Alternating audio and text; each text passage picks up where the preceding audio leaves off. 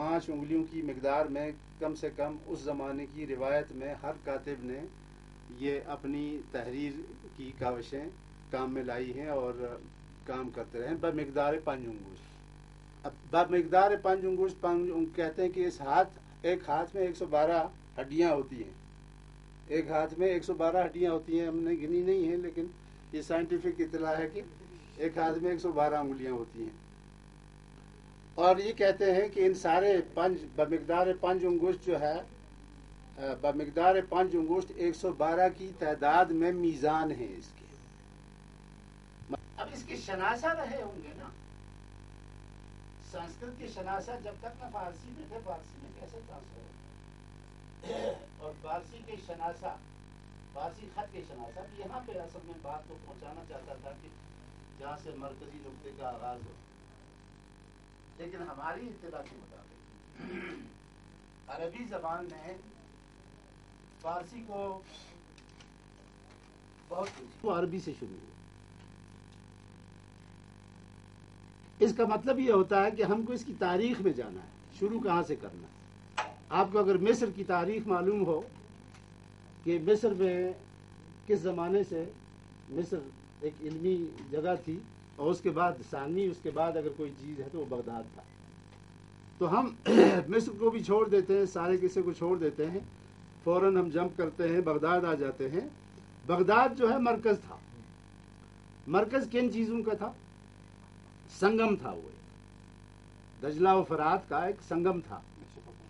جی سنگم تھا, ایک سنگم تھا. ثقافتوں کا بھی سنگم تھا, وہ تہذیبوں کا سنگم تھا, وہ علمی سنگم تھا وہ, اور انسان کی جتنے بھی نظریات ہیں ان کی آمد و رفت کا ایک سنگم تھا وہاں. اور بغداد کے اندر ہی جیسا کہ ہم میتونیم در تاریخ بگی من چیزا کہ بغداد میں ہی اگر قدیم ترین آپ کو کوئی شعبہ ملتا ہے, کوئی ڈپارٹمنٹ ملتا ہے اور کوئی اس کا مرکز ملتا ہے,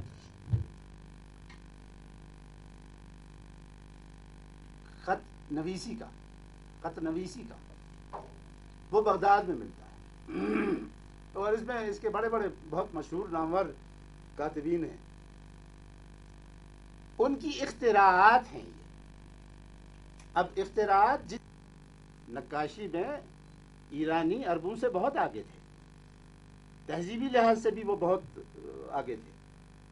لیکن یہ جو خطاطی ہے, خطاطی میں اس وقت تک ہمیں ذرا گزر چلتے ہیں, دقیقی اور توسی وغیرہ اس زمانے سے نکل کے باہر آتے ہیں, لودکی کے زمانے تک یہ خطوط. اس کے بعد جو ہے سفاریوں اور طاہریوں کے بعد بغداد سے جس وقت ترسیل و ارسال ہونا شروع ہوا عربی کا فارسی میں, اور فارسی آخر پہ جا کے کہا تفو برد چرخ گرداں تفو ہے نا, وہ تعصب میں بات کہی, وہ عرب و عجم کا جو تعصب تھا اس میں بات کہی تھی. لیکن عرب را بجائی رسید است کار تفو بر تو اے چرخ گرداں تفو, پھر وہ آسمان کی طرف ٹھوک دیتے.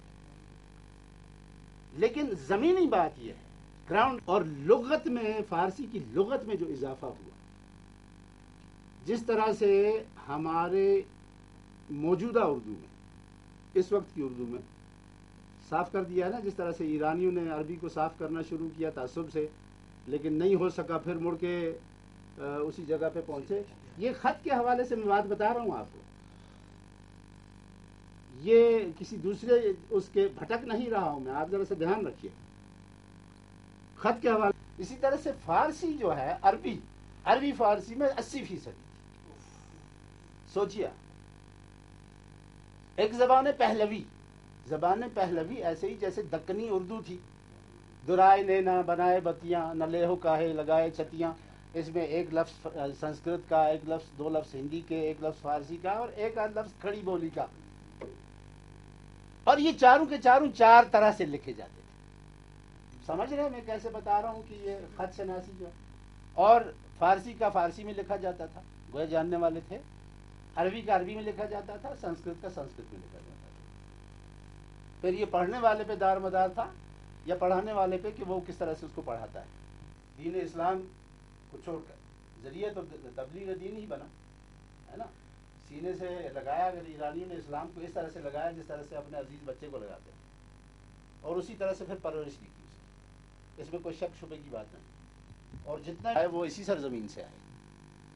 ایک خطوط کے معاملے میں، فارسی اور عربی کے خطوط کے معاملے میں بھی مرکز اگر بغداد تھا، لیکن بعد میں ایرانیوں نے اس میں اتنی ترقی کی، اس وقت اگر ایرانی فارسی خط اگر آپ دیکھیں گے آپ حیران رہ جائیں گے۔ یہ پینٹنگ ہے، یہ رائٹنگ ہے، یہ پیلیوگرافی ہے، یہ اسکرپٹولوجی ہے، یہ کیا ہے کچھ سمجھ نہیں آتا۔ یعنی پھیر کے دیکھیے تو کہیں گلاب کی شکل نکلتی ہے، کہیں نرگس کی شکل نکلتی ہے، کہیں کس کی شکل نکلتی ہے، لیکن جاننے والا، لکھنے والا جانتا ہے کہ یہ لفظ کون سا ہے۔ لفظ باشد ممکن ہے گنچے ہست یا گل ہست، اور اس کی تعبیر میں آج دیکھ رہا ہوں الحمدللہ بہت اچھا انہوں نے پہلا ہی جو یہاں پہ DSA کے تحت ہی صحیح، لیکن اپنی ذاتی کا اصول سے کوئی بھی کمک آپ کے پاس، وہ ہمارے ہاں تبدیلیاں، یہ موضوع اتنا طویل ہے محمد بن قاسم کے سندھ میں داخلے پر اگر آپ کو یاد ہو پروفیسر جان پال کیا کہتا ہے نا، وہ ضرب شمشیر کا لکھنا، سیف اللہ کا لکھنا، سیف کا لکھنا، یہ کس طرح سے آپ لکھتے ہیں؟ اس طرح سے لکھتے ہیں آپ بورڈ پر کہ نشاندہی کرتا ہے کہ یہ ضرب وہ ضرب ہے جس نے سر قلم نہیں کیے، خط سے پتہ لگتا ہے۔ اگر عکس شناس ہوا، خط شناس اگر آپ تو یہ خبر ملتی ہے کہ یہ وہ شمشیر ہے اس نے سر قلم نہیں کیے، سر مبدل کیے، تو کافتا ہے۔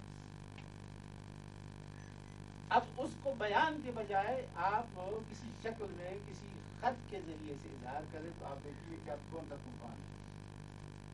کم سے کم میں اس طرح کے خط نہیں پڑھ پاتا، اپنی سوچ سے تعبیر کیجیے یہ کیا ہو سکتا ہے۔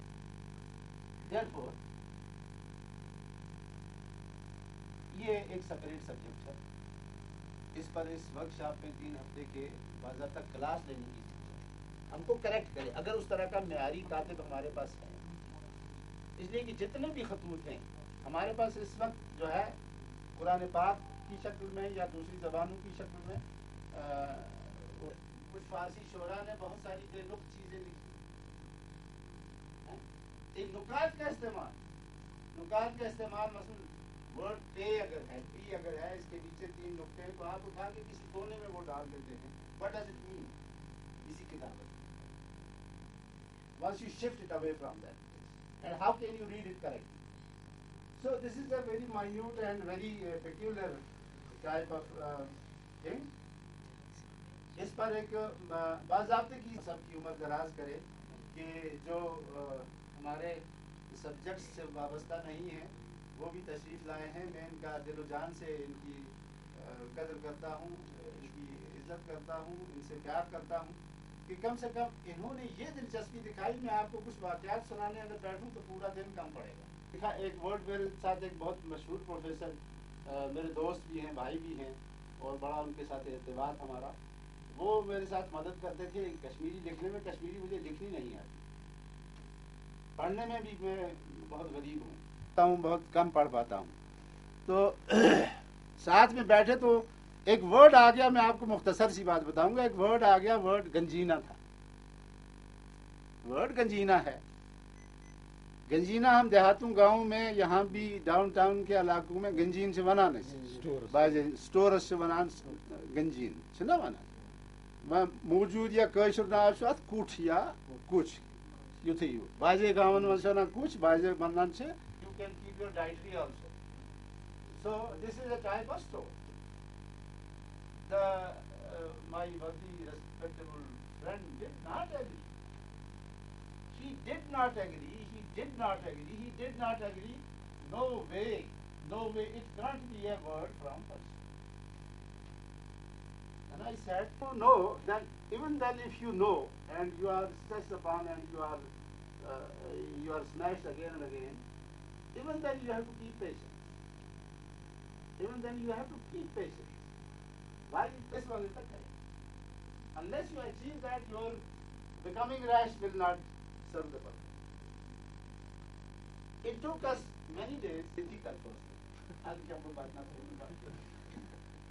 بہرصورت اینکر ایم سی آل دفعہ آن بنجن کا چھٹی ہوا دفعہ یہ ہے جو لپٹ بونڈ کا یہ تو اس ونان اس آج بونڈ کا اس ونان بونڈ کا یس کچھ ہی شاسن یا سالگا یا شاید امیر کبیر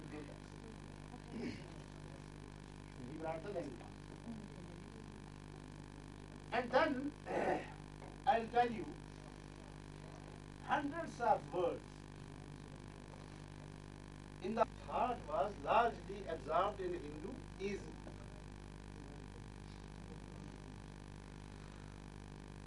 Though we have adopted at present also most of the things which Hindu perform, we also perform. It dominated the whole country. Has dominated the whole country. And one of the most important, the knowledgeable and educational development was this, ethics. This dominated the whole culture of the subcontinent. And one of the most important organs of that was, at educational level, that was this Sanskrit. Or if you go to Fort William College even, the latest one, Fort William College, Kolkata, you will find there of the whole mission, of the present mission. There is a complete depiction, my dear Persian lovers. There is a complete depiction in manuscript form. Description of what? Description of Indian culture. Through which form? وہی ہاتھ کی لکیروں سے depict کیا ہوا ہے. Poor Indians does not know. Poor non-Persians and non-Arabic people do not know. Not to call it how important this is. How important this is. Now, let me come to the point. That is, for we people, for Persian people, for Persian scholars, Persian researchers, Persian readers, this is either they have an option. They are not able to read, they should not opt for. And if they can read, they should try more and more, so that to read to all the types of manuscripts. Because the most important and valuable, whatever moral values we have in written form. You know, all this started coming into a written form during the most of the medieval period, not prehistoric, historic of course. It started from Iran, and not Shiraz. Baghdad is shifting to now towards Nisf Jahan, Isfahan, Nisf Jahan. Baghdad, center of learning, Darsgahein thi, centers of learning. Then after in Sheikh Safiuddin Ali Shah's period, it turned into another, whether in form of literature, whether in form of poetry. It has been written in different ways. In Sulus also, in Shikasta also, in Nekhi also, in Kashida also. Kashida is the most thought to be very the Farsi میں کی خیلی خوش میاد وہ وقت اگر کشیدہ رمی بینیم بما دیگر می چسبونا دیگر خوش میاد بما ما فکر میکنیم خیلی چیز بکنیم درک بکنیم یا اون را بخوانیم ناتوان هستیم نمیتونیم این ناتوانی را چیز ازاله کردن دور کردن جناب آقای جهانگیر آغاز کرده است کلمه را میتونم بگم که من امیدوارم انشاءالله این خوش آغازی هر چیزی که بدیر به دست می آید خوش آغازی هر چیزی که بدیر به دست می آید You have tried. I also, I did. I could not. But you have proceeded. You are the real جانشین من هست انشاءالله. شما بیان بکنید. ولی خیلی یه کنگره خیلی مهم از لحاظ خط شناسی و کتیبه شناسی. دو تا چیز هست یه ذره فرق میکنه.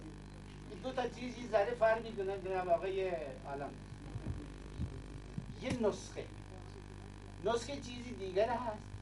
کتیبه یه جایی ممکنه به درخت هم نوشته باشه. آج کل ٹائلوں پر بھی لکھا جاتا ہے، لیکن آپ دیکھیں وہ خط جو ہے وہ پینٹ کیا جاتا ہے، اس کا لکھنے والا نہیں بچا ہے. میخی کو آپ نے دیکھا ہوگا، میخی آج کل ٹائلوں پہ لکھتے ہیں، پھر چار دیواری پر اوپر چھت کے نیچے لگا دیتے ہیں یا مسجدوں کے میناروں پر لگا دیتے ہیں. ان شکستہ جو لکھا جاتا ہے، شکستہ کی گونا گون شکلیں جس وقت آپ دیوار پہ لگاتے ہیں وہ نکل کے آتی ہیں. شکسته در کتیبه ها خیلی کم نوشته شده در حال گذشته. بزرگی بعد میگذاریم دیگر، با اون بعد دیگر یه سرش نشان میدیم، چیزا بنویسیم، کنده میکنیم. اون کنده کاری کتیبه شناسی اون هم نداریم. الا اگر در نستعلیق نوشته شده است که میتونید بخونید دیگر. اگر غیر از نستعلیق، غیر از معمولا که ما در میخی هم قرآن پاک داریم، اگر غیر از نه مسلسل هم آسونه، شکسته اگر هست، شکسته 5 تا 9 دار. دکتر جہانگیر اگر کسی چیز کی آگے حرف میں شکل بنانا چاہتے ہیں تو اس کو کتنا لمبا کھینچنا چاہتے ہیں، کتنا لمبا کھینچ سکتے ہیں، ایسا بھی نہ ہو کہ وہ اصل سے جدا ہو جائے. تو 5 تا 9 دار کاتب کا ہونا ضروری ہے، کاتب کا ہونا ضروری ہے. What has been written? It is non-known, are they known non? Or it is something else? He has written types of naan and types of bakery, whatever he prepared. 122 of that time of his در مجلس صوفی ونمال کہ راجہ بود اینجا یہ مشاعره بود. یہ N آقا جان bag سامی به دیندار اومد. هر کس را گفته شده بود که بیایید باز گردد یا در آید چیز فرمانه شد. این چیز را عجب نیست. شعر گفت که گفت اجازه عبادت هم گرفتیم ولی میدانی بالاخره راجا سخ جیون مال پیش گذاشتن این نسخه را که یه آقایی آمده هست که شاعر هست می نویسد اینطور ما نمیتونیم این خط را بخونیم. چه هست؟ بعد دیگر راجا سخ جیون مال هم خودش اونم خود شاعر بود خودش خوند گفت این خطش سامی از روی حیا بیرون در افتاده است باز گردد یا در آید چیز فرمانه شد. همه شاعرانی که در چیز بودند اون وقت ایستادن دیگه، اون وقت داخل شد ایستادن. بعد دیگه ازش اولین سوالی که کردن کہ خدا را یہ چیزی به من نشان بھی ہو سکتے ہیں لیکن اس کی پریکٹیکل اسٹڈی جو ہے ابھی ایک لینس بھی لے لیتا ہے مجھ جیسا آدمی جس نے آنکھوں پہ چشمہ چڑھایا ہوا ہے پھر بھی وہ اس کو نہیں پڑھ پاتا ہے. اس کی وجہ کیا ہے؟ وہ خط کا شناسہ ہی نہیں ہے. کاتب بتا سکتا ہے کہ دیکھیے یہ میم کے اتنے حصے ہوتے ہیں، یہ اتنی ڈگریز پہ لکھا جاتا ہے، یہ والا جو خط لکھا ہوا ہے یہ اس ڈگری پہ لکھا ہوا ہے. اب دیکھیے آپ اس ڈگری کو رکھ کے دیکھیے، آپ شیشہ اس ڈگری پہ رکھیے، یہ دیکھیے اب آپ کو پورا میم دکھائی دے. تو بہت ہی امپورٹنٹ اور بہت ہی میننگ فل، بہت ہی اس کی ہمیں ضرورت تھی فارسی والوں کو. آپ کو میں ایک بات سامنے آئی لیکن شاہ سوار وہی ہوتا ہے، شاہ سوار وہی ہوتا ہے کہ بلاخر اڑیل گھوڑے کو بھی ہے نا جو نہیں مانتا اس کو دھڑا دیتا ہے نا تو پھر شاہ سوار کہلاتا ہے. اس طرح سے نہیں کہلاتا ہے. اور میں انہی چند غزلوں کے ساتھ کیونکہ آج جمعہ بھی ہے اور وقت ہو رہا ہے نماز کا، باتیں بڑی دلچسپ آپ کے ساتھ اٹک پٹک کیسے کرتی ہے اور ان کی سرزنش کیسے کرتی ہے، ان کی کن پکڑی کیسے کرتی ہے اور ان کو چاروں شانے چت کس طرح سے کرتی ہے، اور پھر جب وہ اٹھاتی ہے تو اس طرح سے شہسوار بنا کے اٹھاتی ہے جس طرح سے کسی نے اڑیل گھوڑے کو دبوچا ہو لیکن اس کے ہاتھ میں لگام آ دیا. اس عزت سے بھی نوازا. ہم ان کے مشہور ہیں. یہ ویسے بھی دل دادا تھے ان چیزوں کے، تحقیقی چیزوں کے. میں ذاتی طور پہ جانتا ہوں، 25 سال ہم ایک جگہ رہے ہیں، ایک ہی ساتھ رہے، سامان لگائے تھے اس وقت تو وہ بھی کم تھا. لیکن بابا صاحب نے جو کہا یہ حقیقت ہے، لوگ بڑے مہنگے بھیجتے ہیں. یہ ایک الگ کہانی ہے، مجھے بھی اس کا تجربہ میں بتاؤں کسی وقت. وحید صاحب کا بہت شکر گزار ہوں میں. اپنے ہمارے دوسرے جو بھائی ہیں یہاں پہ، دوست میرے سارے طلباء، عزیز طلباء جو ہیں، وہ آپ سب کا ہم شکریہ ادا کرتے ہیں، آپ کے آنے کا، آپ کی زحمت کا بہت بہت شکریہ. God bless you all. شما مطرح کردید اینجا در این کنگره. بہت شکریہ آپ سب کا، جناب پروفیسر شاہد صاحب کا، پروفیسر موصوف کا، پروفیسر محمد منور مسعودی صاحب کا. بہت ہی سیر حاصل گفتگو رہی ہے ماشاءاللہ کئی نکات پر. جناب الطاف صاحب، ماشاءاللہ ڈاکٹر عرفان صاحب، ادھر بھی کئی اسکالرس یہاں تشریف رکھتے ہیں عربک کے، اور اس کے بعد جتنے بھی باقی اسکالرس ہیں یہاں تشریف فرما ہیں ڈفرینٹ ڈپارٹمنٹس کے، الائڈ ڈپارٹمنٹس کے. میں آپ تمام دوستوں کا دل کی امید گہرائی سے شکریہ کرتا ہوں کہ ہماری دعوت پر آپ تشریف لائے. آپ نے بہت سنا. امید کرتا ہوں کہ اس پر عمل کریں گے. فارسی بہت میٹھی اچھی زبان ہے، عربی ہمارا ورثہ ہے، اردو ہماری سرکاری زبان ہے. ڈاکٹر افروز عالم صاحب ابھی ریسنٹلی اپوائنٹ ہوئے ہیں پرشین ڈپارٹمنٹ میں اسسٹنٹ پروفیسر، کیونکہ ذوق ذہن نام بھول جاتا ہوں. آپ سر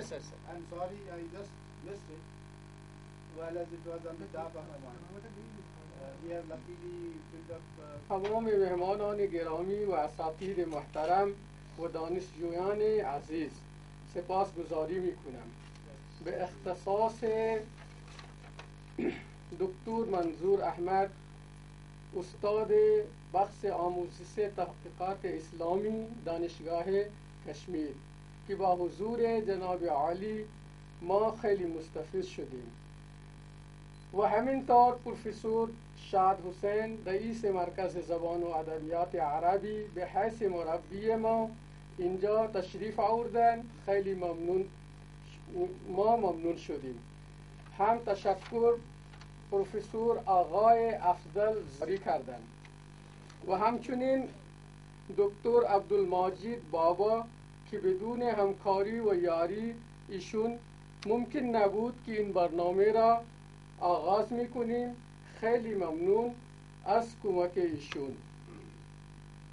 اینجا را فراموش میکنم که برای پیشرفت زبان و ادبیات فارسی، بلکه نه فقط فارسی، اردو، عربی و انگلیسی و کشمیری کارهای نمایان انجام دادند و هر موقع که ما نیاز ایشون داریم حضور دارند.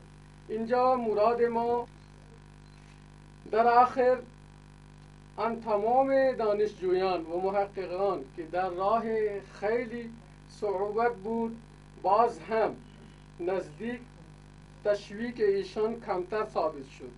از گوشه قلبم سپاسگزاری میکنم. در آخر همه مهمانان گرامی، برای یک قهوه کشمیری بیرون سالون هست.